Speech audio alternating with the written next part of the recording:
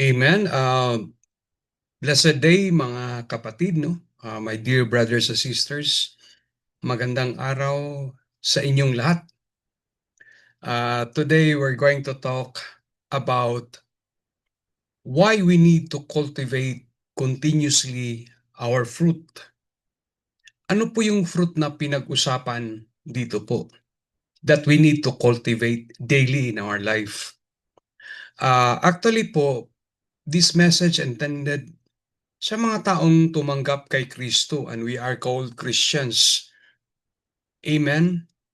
So, the title is Why We Continuously Cultivate Our Fruit. Now, what is that fruit? Sa likod ko po, merong fruit of the coconut tree. Amen po. Amen. So, titingnan natin kung ano po yung fruit na tinutukoy natin, no po mga kapatid. Yun po yung fruit of the Spirit or fruit of the Holy Spirit. Amen? What are those? Ito yon.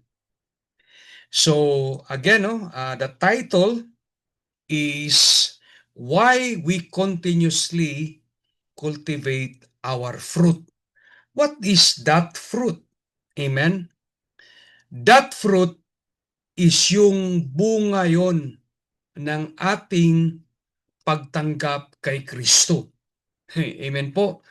So, nung tinanggap natin si Kristo po, yeah, at during that repentance, after the repentance, yeah, sa Acts 2:38, amen, nagbunga ito at nagresulta ito na ang Espiritu Santo, ang banal na Espiritu Santo ay nag-reside at nanahan sa ating buhay, sa ating pagkatao. Amen po. Na-reconnect na tayo sa Lord. Amen po. So, yung relasyon natin na ibalik, yeah, ang communication natin sa Diyos ay naibalik. Yun po yung born again Christian eh. Yeah, ang na-reborn natin ay ang ating relasyon, ang ating connection, ang ating spirituality, ang ating spiritual connection sa Diyos. John 3:6. It's not the physical thing, but it is our spiritual life ang nabuhay na mag-uli. Our spiritual life was reborn. The connection, okay, to our God has been reconnected. Our relationship, amen po, yeah, nabuhay yung relasyon natin sa Diyos. Connected na tayo sa Diyos.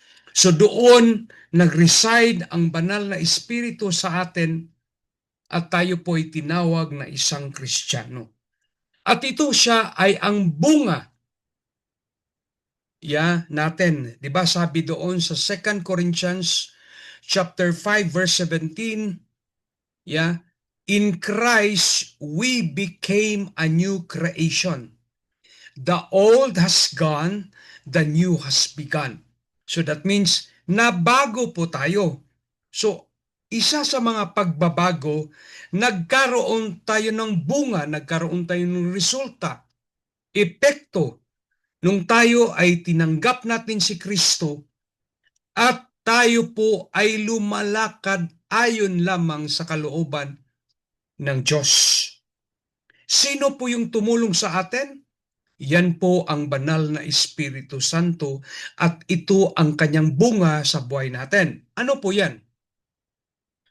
In Galatians 5:20-23, ang sabi dito, but the fruit of the Spirit of God, is love, joy, peace, forbearance, kindness, goodness, faithfulness, gentleness, and self-control. Against such things, there is no law. Oh, imagine that.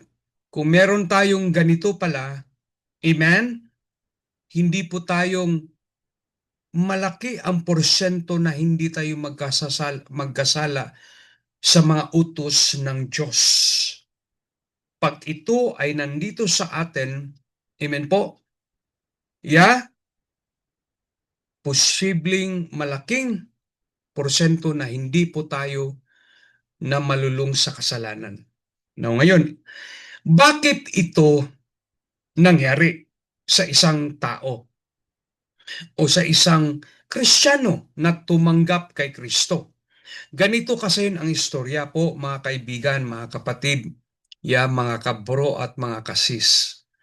Bago po mamatay si Kristo, okay po, nag-usap at kinausap niya ang kanyang mga apostoles. Ang sabi doon sa John 14 verse 17, ito yung sinasabi ni Kristo sa kanila.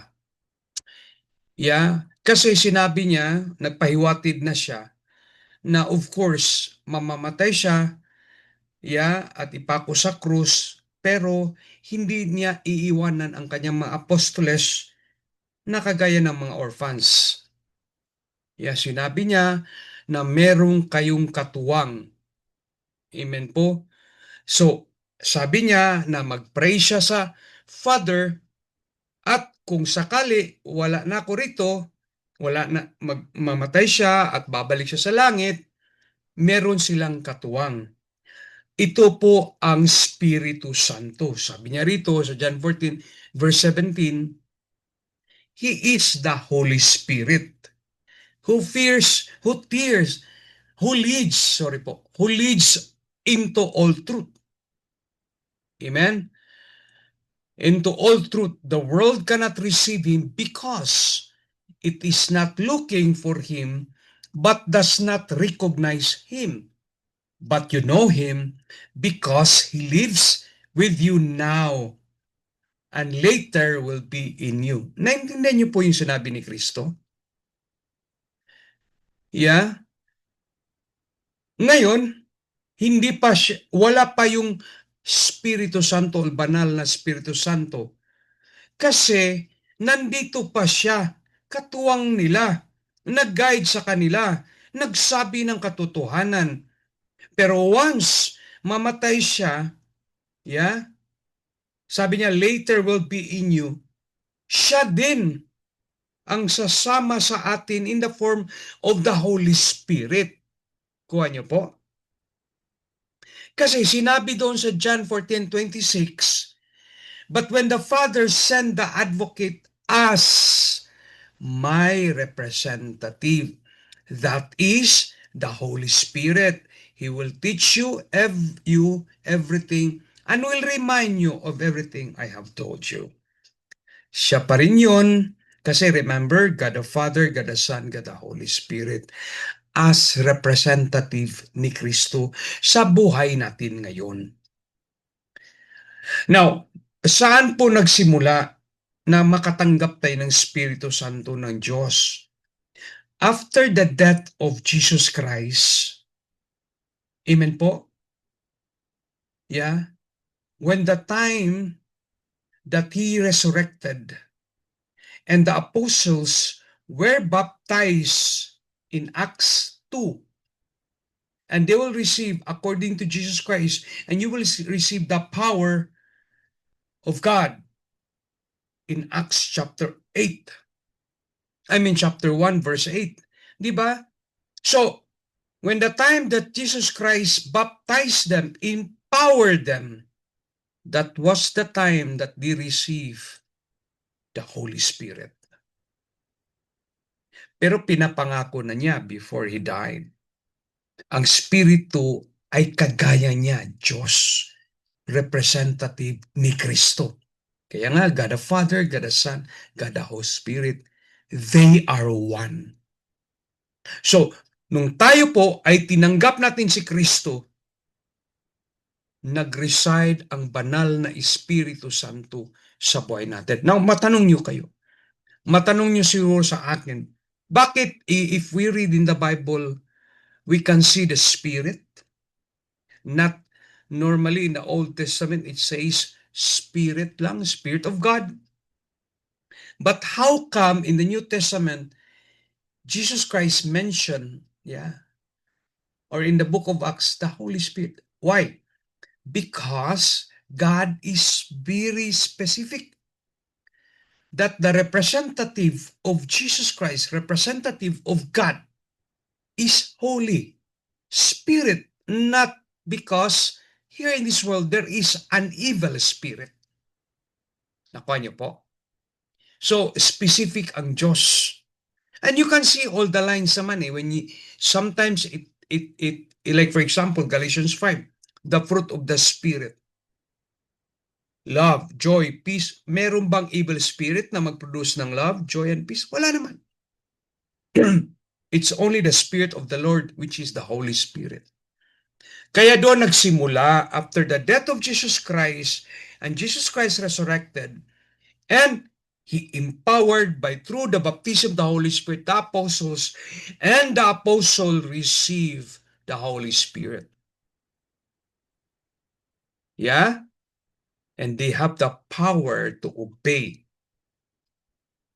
what God has told them to do. Ganon din ang mangyayari sa atin. Yeah? Why we need to cultivate it? Why? Yeah, why we really have to, like a vitamins ba na iba-vitamins yung, at paano natin i-cultivate? Yeah, kailangan natin i-cultivate po ito. Why? Kasi po, ito po yung magbibigay what? Power sa atin. The Holy Spirit will empower us. Yeah, empower us to do the godly things in our life. Empower us to obey all commands that God has given to us, Matthew 28:18-20, and share and teach the new disciple to obey all commands that Jesus Christ has given to us. That will empower us, from our ministry until the day we die, to honor God and to worship God and to share the gospel, what Jesus Christ has started. And this is the power for us to go to heaven. I am the way, the truth, and the life. No one comes to the Father except through Jesus Christ, through the Word of God. John 14:6. And without peace, without pursuing peace, the Holy Spirit give us peace, pursuing peace, and make holy. Amen po. Be faithful. No one see the Lord. Unless we have peace, we pursue peace, and be holy. God says, you cannot see me. You cannot see the Lord unless magkaroon ka ng pursuing ng peace, at you have to pursue kabanalan sa buhay natin. And that's the only way to get it is in the power of the Holy Spirit. Amen? You see here po, sabi ni Jesus Christ in John chapter 6, why we need to cultivate. Why we need to practice. Why to really continue po na gagawin ito. Why we need to practice it. Why we really have to be serious on taking this as our attitude. By the way, the fruit of the Holy Spirit, it is an attitude. It is a character. Hindi mo siya makikita. It's found in our heart, in our minds, sa ating pagkatao. It's about our spiritual life. At ang ating attitude ganun, ang ating character ganun, na may fruit of the Spirit tayo, may love, may joy, may peace, may gentleness, may faithfulness, di ba? Ang dami doon, may self-control, may forbearance tayo. Nagagamitin natin, sa mundong ito para hindi tayo matetempt sa kaaway at ma-influence natin ang ibang tao to be a Christian as well, for us to go to heaven. Okay. Why we need to cultivate our fruit? Because why? John 6:63. The Spirit alone gives eternal life. By the way po, yung cultivate, di ba? Yung sinabing cultivate, di ba nakita mo yung mga garden natin? Para tutubo yung mga tanim natin, kinukultivate natin yung lupa. Amen po. May ginagawa tayo. Yeah. Ganon din ang pag-cultivate ng banal ng fruit ng Holy Spirit. We need to show out, to practice it in our life. Amen po. Yeah. The Spirit alone gives eternal life. Why we continuously, kasi one of the cultivation po in our fruit po is to obey it, is to follow what God has told us to do. Because pag ito po ay nandito na sa buhay natin, automatic to eh. Automatic ito mga kapatid, nalalabas sa ating pagkatao. Yeah? We need to cultivate it. We need to practice it po mga kapatid. Amen. Continue practicing. Yeah, the effect, the result of being a Christian. Yeah, sabi niya, the Spirit alone gives eternal life. Human effort accomplish nothing. And the very words I have spoken to you are spirit and life. Kaya kailangan natin i-practice ito sa buhay natin. Kailangan everyday sa buhay natin, ito po yung ginagawa natin. Kino-cultivate natin ang fruit, ang result ng ating pagiging isang Christian. Imagine, the Spirit alone, the Holy Spirit alone gives eternal life. Kung wala yan, wala kang banal na espiritu sa buhay, it is impossible for us to go to heaven. Human effort accomplishes nothing. And the very words I have spoken to you are spirit and life. Yun pala, yung spirito ng Diyos na nasa buhay natin, nagbibigay ng power at nagbibigay ng buhay. Ganon din ang sinasabi ni Jesucristo. Ama, make them holy. Father, make them holy by your truth. Teach them your word, which is truth. Yun po yung spirito ng Diyos na nagtuturo sa atin sa bawat araw. Kailangan lang natin i-cultivate natin yung effect, which is faithfulness, self-control, yeah, peace, joy, love. Cultivate natin, i-practice natin. Yeah. For us to prove that we are Christians and we have that fruit of the Spirit, of the Holy Spirit. Amen po. So, kaya ito yung importansya ng talagang, again, John 6:33, we will not go to heaven unless we have the Spirit of God. We have the Holy Spirit. Remember po, unless we have the Spirit of the Lord, we have the Holy Spirit, we cannot have eternal life in heaven. Amen? Tandaan nyo yan mga kapatid. It is very important. Yeah? Amen po. Yeah. Siyang nagbibigay, ang Espiritu, ang siyang nagbibigay buhay. Hindi ito magagawa ng tao. Ang mga salita sinabi ko sa inyo ay mula sa Espiritu at nakapagbibigay buhay. Amen? So paano yan nangyayari? Na natanggap natin ang Espiritu at mag-produce ng fruit or effect or bunga sa buhay natin. Yeah? Sa buhay natin. Okay. Itong nangyari, I will give you the story in Acts chapter 2. Di ba, sa Acts chapter 1, nagkita sila ang mga apostoles at si Kristo. Yeah. And then, they are baptized in Acts chapter 2, and then Jesus Christ went to heaven. Nag-ascend si Kristo. Then, that was the time that the apostle was empowered, and talagang sinishare nila, sila Peter, sila John, lahat sila po nag-preach na sila, nag-evangelize na sila in the power of the Holy Spirit. Now, this account in Acts chapter 2, it's about Peter. Kasama niya si John and the rest of the apostles, no?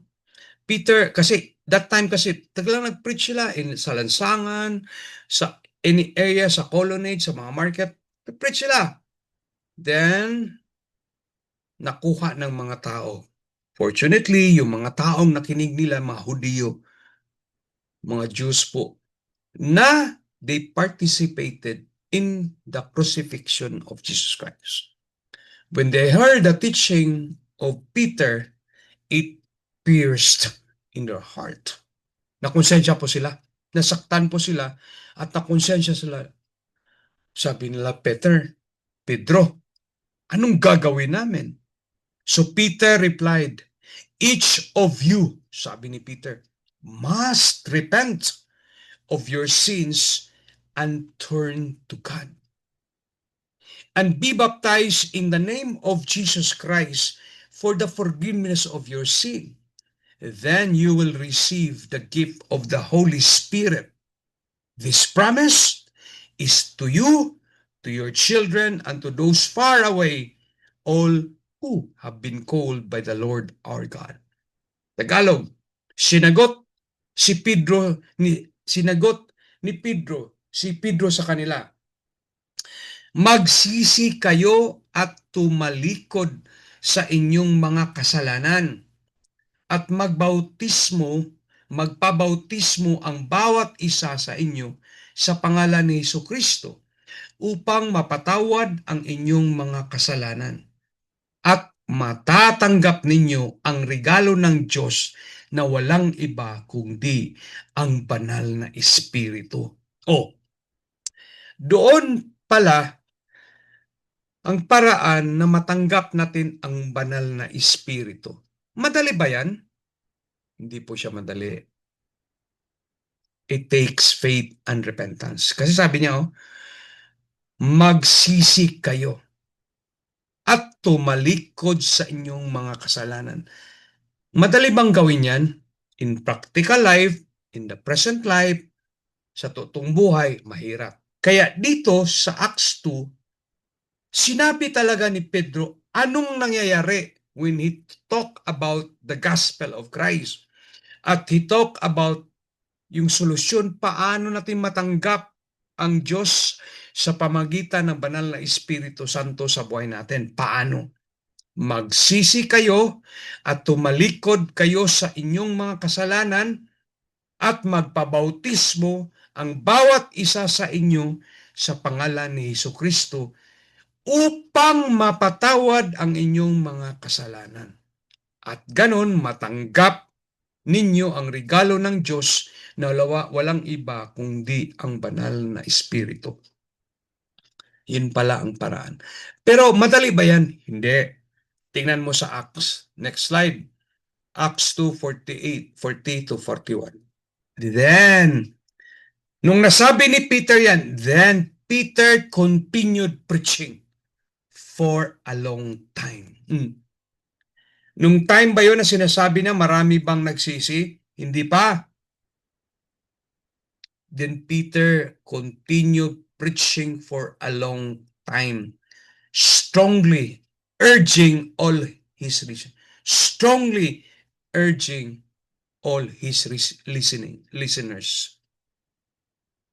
Yeah? It's about telling them, repent, believe the gospel, turn from your wicked ways, and you undergo baptism for the remission and forgiveness of your sin. Then you will receive the Holy Spirit. See that? It takes time po mga kapatid. Hindi man yun basta-basta po makamtan natin ang banal na Espiritu Santo. You need to repent and do not look back on your wicked ways. At magbautismo. Sabi sa Acts 2:38, pero it takes long time to Peter to convince them to do this. Sabi niya, Peter continued preaching for a long time, strongly urging all his listeners. Sabi niya, save yourselves from this crooked generation. Those who believe. Oh, that time, for a long time, those who believed, kasi Peter continue preaching eh. What Peter said, were baptized and added to the church that day about 3,000 in all. So yung mga tao lang nag-believe, yung talagang totally sold sila sa sinasabi ni Pedro po. Amen. Sa dami nilang pinuntahan, glory to God, there were 3,000 people po. And that's added to the church po of God. Those who really repented and they really have a covenant with God that they will not do it again. Yeah, the sins that they normally committing, then they baptize, then they're added to the church.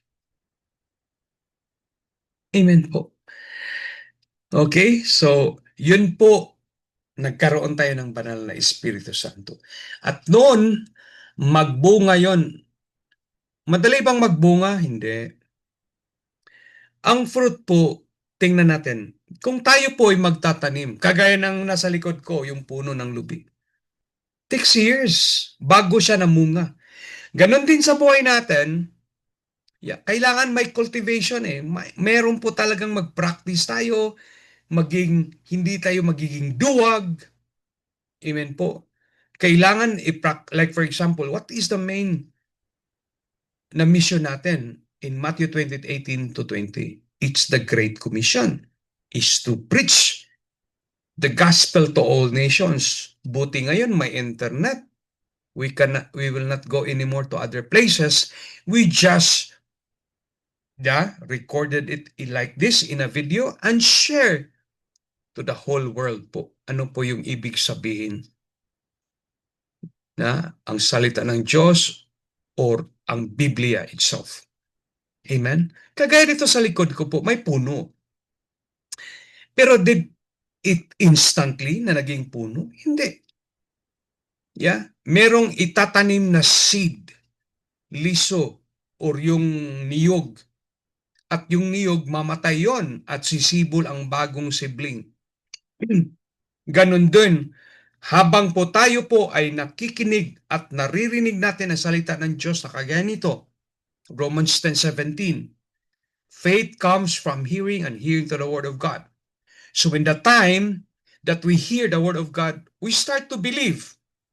But when after we believe, we repent. After we repent, we confess. Nakuha niyo po? We hear, we believe, we repent, we confess, and then now you decide to die together with Christ through baptism. Romans 6:4. Then after that, that is the time that the fruit will affect in our life. But it will take time po mga kapatid. I know some that they understand instantly and the fruit nakita kagad sa buhay nila po. It depends on your faith. It depends on your faith. Because once you hear, you believe, you repent, you confess that Jesus Christ is your Lord, He is your Lord and Savior, then babautismuhan ka. Then you need to live faithfully. Because once you decide to die as in baptism, you are now a new creation. Your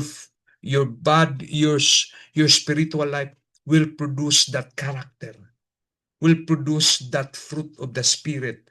And that fruit will be confirmed if you practice it daily sa buhay natin. Amen po? Nakuha niyo po mga kapatid? Hindi po yan. Ang fruit is not yung act. It's not a behavior. It is an attitude. It is a character. You cannot see the fruit that he is a Christian unless you display it, you work at it, you practice it para makita ng tao ang bunga ng Espiritu Santo sa buhay natin. Amen? Okay? Kaya po, yung fruit na yan, nakuha natin sa pagsisisi, tumalikod tayo sa ating kasalanan, amen? Para tayo po ay ma-forgive ng ating kasalanan At nung na-forgive tayo, nag-commit tayo through baptism. Baptism kasi is a death. Yeah, together with Christ in the Calvary. Romans 6:4, basahin nyo yan. Amen po.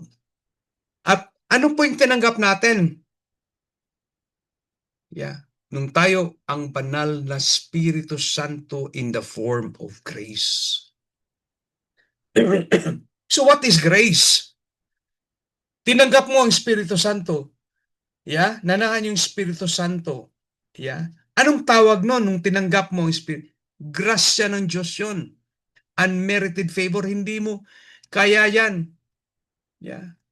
Unless yung faith mo ay lalago at nagrepent ka, nagsisisi ka, ayaw mo nang gumawa ng kasalanan, yeah, nagbautismo ka, that is the time, that's the gift of the Holy Spirit in the form of grace. Anong grace, Pastor?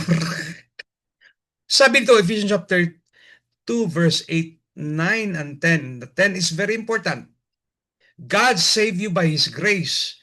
Ang dala-dala, yung spirito ko ay nagsasalita, grasya yon, unmerited favor. Ano yung grace? Yeah. Anong grace po, mga kapatid? So, tinanggap mo yung Spirito Santo invisibly, pero ang dala-dala niya ang grasya ng Diyos sa buhay natin. Yun po yung magtuturo natin that we need to produce the fruit of the Spirit. Yun po yung magtuturo natin na siya po yung, ito po yung gawin mo. Yeah. Ito po yung love, ito po yung patience, ito po yung peace, ito po yung joy, ito po yung goodness, ito yung faithfulness, ito yung meekness, ito yung self-control. Ito yun. Ito yung gagawin mo. Siya yun. Ang tawag niyan ay grasya ng Diyos. Yeah? The Holy Spirit speaks the grace of God. So ano yung grace? So dito po, Ephesians chapter 2, verse 8. God saved you by His grace. When you believe, kuha niyo po. Yung grasya ng Diyos po, yung po yung nag-save sa atin na matanggap natin ang Espiritu Santo. Ang dala-dala ng Espiritu Santo ay grasya ng Diyos. Yeah, and you cannot take credit for this. It is a gift. Nung nag-offer ang Lord ng salvation sa atin at nakinig na tayo salita ng Diyos, that was the time tinanggap natin ang banal na Espiritu Santo at ang dala-dala niya ay ang grasya ng Diyos. Kuha niyo po? Diba? So, nung nagsabi si Pedro, anong dala niya? Grasya ng Diyos, the grace of God.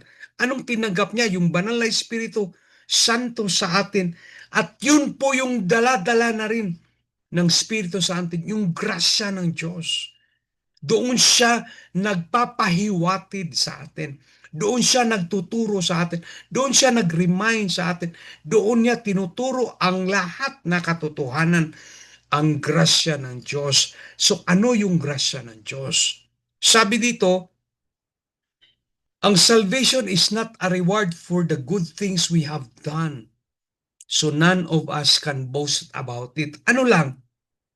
Nakuha natin kasi meron tayong pagtitiwala sa mga sinasabi ni Pedro, sa mga sinasabi ni Lord in the Bible. Grasya yon. Tinanggap natin ang grasya na yan. Doon na nagsisisi ang tao at nag-reside ang banal na Espiritu Santo na siya mismo din ang grasya ng Diyos. Nakuha niyo po? Amen? So what's the difference with the grace of God, Pastor, at ang Espiritu Santo? Iisa lang siya. Kasi ang grasya ng Diyos, ayan po yung dala-dala ng Espiritu Santo. The Holy Spirit speaks with grace, speaks in the grace of God. Kaya, what is grace? Kasi, ang grace, sabi dito, once tinanggap mo ang grasya na yan, We become, sabi sa 10, for we are God's masterpiece. He has created us anew. Nung tinanggap natin ang salita ng Diyos at nagsisisi, Acts 2:32, nagsisisi tayo at tumalikod tayo sa makasalanan natin, yeah, and we receive forgiveness from God, at nagbautismo tayo, then the gift of the Spirit, the gift of the Holy Spirit has been accepted or delivered to us, and we accept it. So what is that gift? It's grace. It's the grace, dala-dala ng Espiritu Santo sa buhay natin. Sabi niya, itong grace, ito ang nag-create sa atin na we become new sa pamagitan ni Kristo. Anong purpose ng grace? So we can do the good things He planned for us long ago. Oh, so anong grace po? Ang grace ito, sa madalit ng salita po, ang grace po ay ang salita ng Diyos. The Word of God. Titus 2:11-14.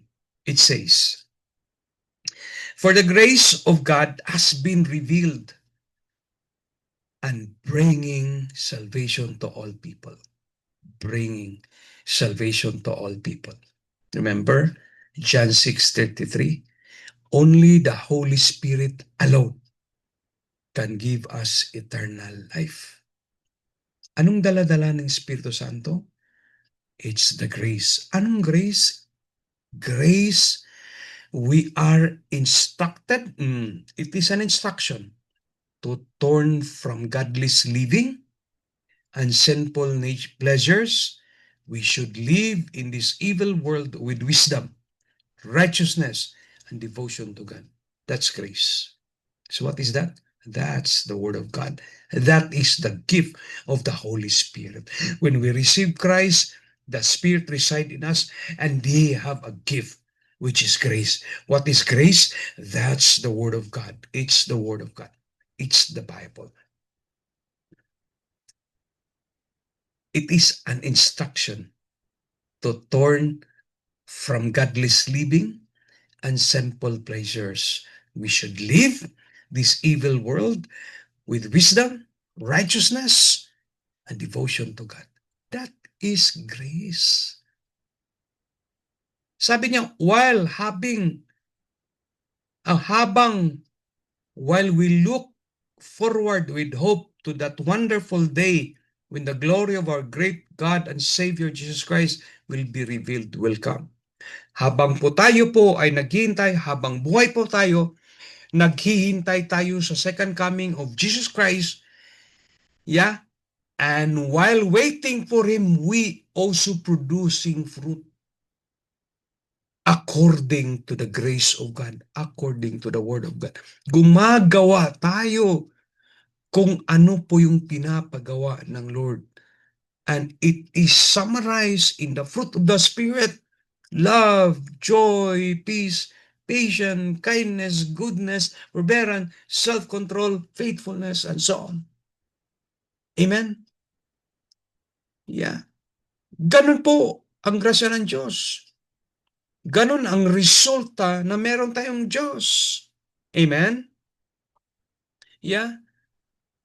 Sabi nga rito sa 14, He gave His life. That's the grace of God. To free us from every kind of sin. That's the only way. It's only it's only Christ, which is the grace of God, the Lamb of God, and the Word of God. John chapter 1, verse 1, that cleanse us every kind of sin, and freed us every kind of sin, and make us His very own people for the purpose, totally committed to doing good deeds. That is grace. That produces commitment. Grabe yung grace produce total commitment in doing good deeds. That's grace. That is the fruit of the Spirit. When the time that the fruit of the Spirit take effect in our life, yeah, then it proves during our actions. So dito po, just to remind us, ito po yung palagi naming sinasabi sa simbahan namin. What must I do to be saved? Number one talaga, you need to hear the Word of God.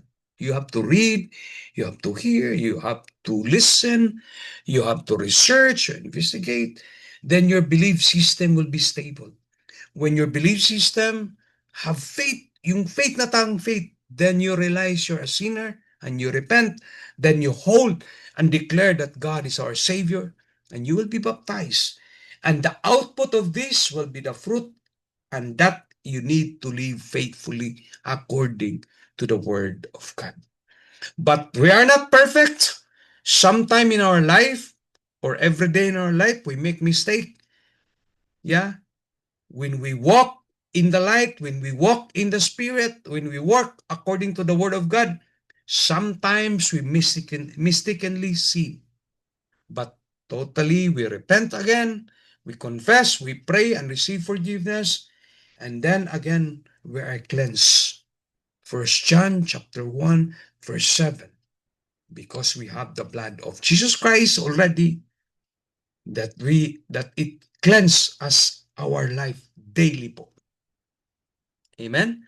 So remember, the most important thing to do right now is to hear, is to read. Time will come that you will believe. Time will come na talagang makuha mo ang totoong repentance, true repentance. Yeah? Then, you have that Holy Spirit in your life and you will live faithfully according to the Word of God. That fruit will really evidence that you are really a Christian. Amen? So how to cultivate the fruit continuously? By simply practicing it po, mga kapatid. You need to practice. You have to do it. Ang fruit of the Spirit, yeah, it is in us when accept Jesus Christ, our Lord and Savior.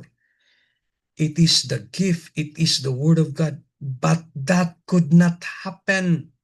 You cannot be saved, we cannot be saved unless we practice it daily in our life. Unless it results transformation. Because we cannot be a spirit-filled person unless we practice it. Amen? Yeah. So, please, I pray po na you need to cultivate the fruit that you receive from our God.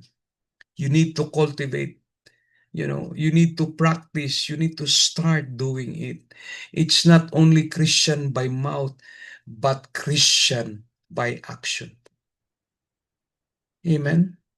Ito kasi po, sa Matthew 7 po, if we are Christian po, we are recognized by our fruit. Kinumpara kasi tayo ni Lord sa buhay ni Matthew. Sabi niya, watch out for false prophets. They come you in sheep's clothing. Amen? In sheep's clothing. In sheep's clothing po, mga kapatid. Amen? Glory to God po. So sabi dito po sa Matthew 7:15 to 16, okay, sabi dito, yeah, ang false prophets daw, they come to you in sheep's clothing, but inwardly they are ferocious wolves. By their fruit, you will recognize them. Yeah, by their fruit, take note, by their fruit, you will recognize them. Amen? So, we can recognize a Christian by their actions. Now, kung hindi yan natin ipakita, sayang yung grace na binigay ni Lord sa buhay natin. That means you did not really take it. Hindi mo tinanggap talaga si Lord po. Kung hindi yan mag-manifest sa action natin. Amen? Sabi nga rito sa 17, no? Yeah, sabi niya rito po, like Every good tree bears good fruit, but a bad tree bears bad fruit. A good tree cannot bear bad fruit, and a bad tree cannot bear good fruit. Every tree that does not bear good fruit is cut down and thrown into the fire. Yeah, thus by their fruit you will recognize them. Or you see?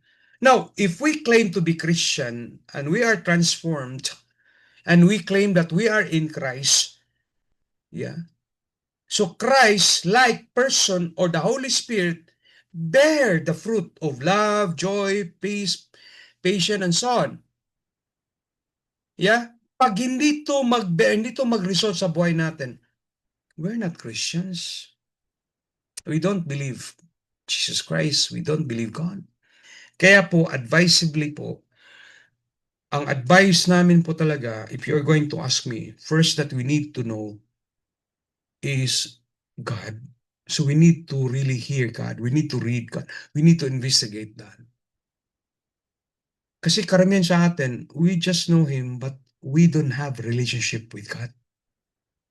Wala tayong connection ng Lord. We just know God, but did we have a connection with, meron ba tayong connection sa Lord?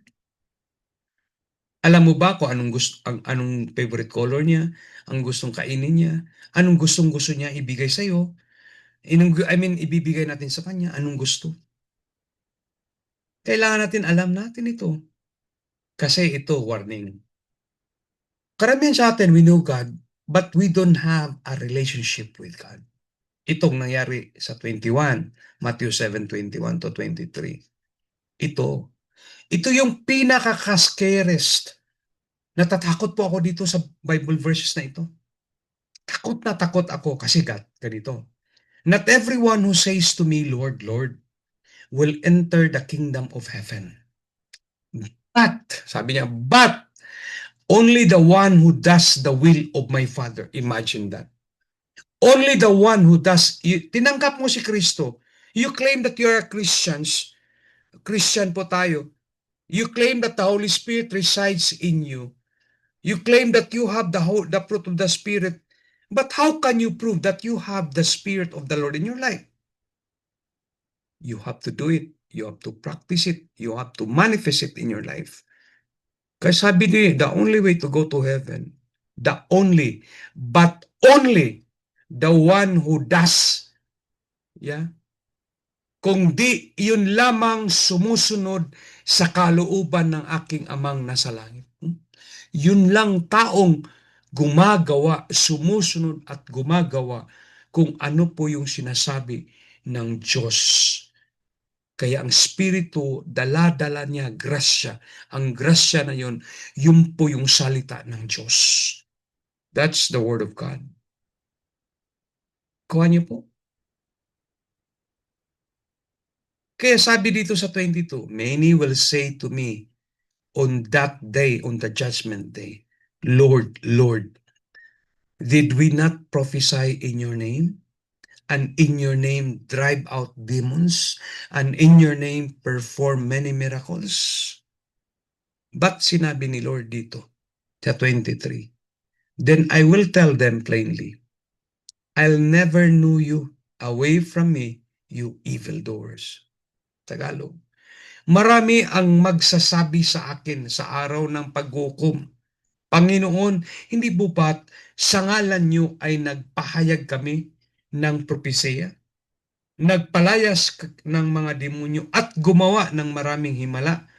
Ngunit malinaw kung sasabihin sa kanila, hindi ko kayo kilala. Lumayo kayo sa akin, kayong mga gumagawa ng masama. So, anong isang bagay na hindi tayo makapasok sa langit? Kung hindi tayo sumusunod sa sinasabi ng Lord. Yeah? Maybe sumusunod tayo sa iba, pero sa iba hindi tayo sumusunod. Pero kasalanan pa rin yun po, mga kapatid. Kasalanan pa rin yun. Ang kailangan ng Lord is total commitment to do every good works according to the grace that God has given to us, which is the Word of God. Klaro? Kaya, how We need to practice it. We need to cultivate it. We need to produce it in our lives. We need to manifest it. Gagawin at gagawin natin yan. Like for example, as Christian, one of the main mission natin is to share the Word of God. And how could we share the Word of God if we ourselves does not know the Word of God? Mm. Hindi natin kilala si Lord. Paano natin i-share kung sino si Lord? Hindi naman natin kilala. Share-share lang tayo, pastor-pastor lang tayo. Parang kunwari, pastor tayo. Hindi ah. Ang totoong pastor ay si Kristo. Tayo lang ay nagiging instrumento, nagiging vessel, nagiging tagapagsalita. Lahat ng sinasabi natin ay galing lang kay Kristo, galing lang sa Kanya. Ganon din si Kristo in John 14, inamin niya, wala siyang alam kung hindi lahat ng sinasabi niya ay mula lamang sa Kanyang Ama. Wala. Ganon din po tayo. Lahat ng sinasabi natin ay mula lang sa Diyos, galing sa Kanyang salita. Kaya binabawalan tayo in 1 Corinthians chapter 4 verse 6 na ang ituro lamang ay ang Kanyang salita. Binawalan tayo sa Deuteronomy chapter 18 verse 20 to 22 na kung tayo po ay magsalita na hindi na ino-authorize, tayo po ay mamatay. Alam niyo ba yan? In Psalms 138 verse 2, His words is above His names. God honor His word. God will never lie. God will never ever lie. He will always do what He says. Kasi yun ang sinasabi niya rito sa Matthew 7:21. Kaya kung sinabi niya yon, gagawin at gagawin niya yon in Isaiah 46:9 and 10. Ganon din tayo. He expect us that if we are Christians, we totally committed on His word and do it. Kuha niyo po, kapatid. Kaya ganon ka-importante. Kaya sa Matthew 7:24 to 25, dinagdag pa niya rito, for everyone who hear these words of mine and put them into practice is like a wise man who built his house on the rock. The rain came down, the stream rose, and the winds blow and beat against the house, yet it did not fall because it has its foundation on the rock. What's that rock?